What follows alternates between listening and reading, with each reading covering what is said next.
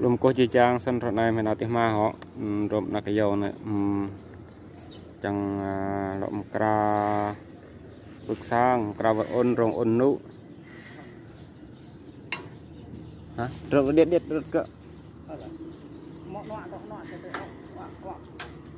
cái nó chân nghiệp đây cái này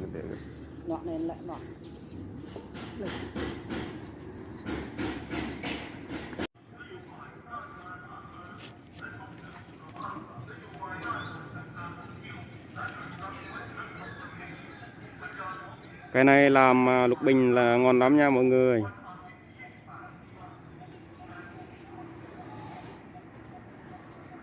Cái này gọi là cây răng út nhá.